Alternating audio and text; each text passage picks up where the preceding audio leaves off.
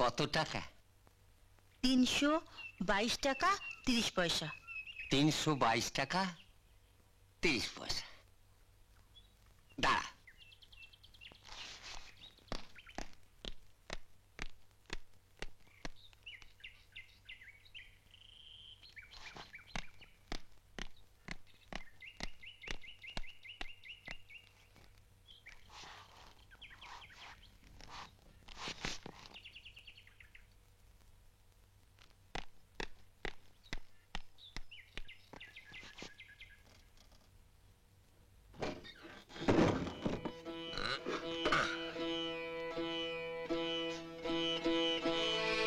দেখ পূর্ণিমা, এখন নিলে পাবি 30 পয়সা। মাত্র 30 পয়সা? হ্যাঁ, 30 পয়সা।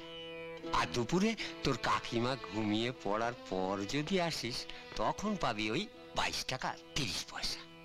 আর সন্ধ্যের সময় তোর কাকিমা যখন মন্দিরে কীর্তন শুনতে যাবে, তখন যদি আসিস, পুরো 322 টাকা 30 পয়সাই পাবি। এখন ভেবে দেখ কি করবি। এখন কি এই 30 পয়সা নিয়ে বাড়ি যাবি, নাকি ওই সন্ধ্যের পর এসে আমাকে একটু আদর করে পুরো টাকাটাই নিয়ে যাবি? বাবার খুব শরীর খারাপ, সন্ধে পর আসতে পারবো না। শুধু বাবার কথা ভাবলেই চলবে? এই কাকুটার কথা একটু ভাববি না? তামাশা না করে কিছু টাকা অন্তত দিন। না রাখি, টাকা আমি নিতে পারবো না। কেন নিতে পারবে না বড়মা? আচ্ছা, তোর বাবা জেনে শুনে কেন টাকা পাঠাতে গেল? ঠিক আছে, এখন না, পরে শোধ করে দিও। না রে রাখি, যে ঋণ আমি জীবনে শোধ করতে পারবো না, তা নিয়ে কি করে বল? আচ্ছা বড়মা, পূর্ণিমা জেঠু দোকান খুলে বসতে পারে না?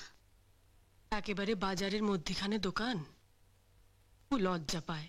ঠিক আছে, আমাকে দোকানের চাবিটা দাও। তুই চাবি নিয়ে কি করবি? আমার থেকে তো টাকা নেবে না।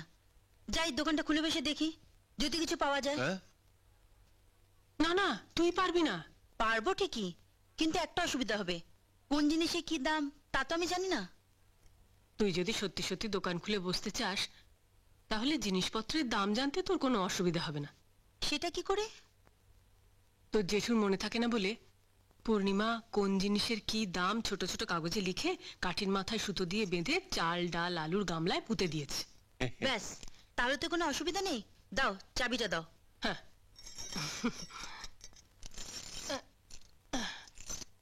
এই নে। ও এত বড় লোকের মেয়ে, ওকে তুমি দোকানে বসাচ্ছ? কেন? বাবার সঙ্গে কিন্তু আমার এটাও চুক্তি ছিল যে আমি আমার জেঠুর দোকানে বসতে পারবো না। না মানে ঠিক আছে, আমি তোমার মেয়ে হয়ে যাচ্ছি। বড়মা, পূর্ণিমা একটা শাড়ি ব্লাউজ দাও তো।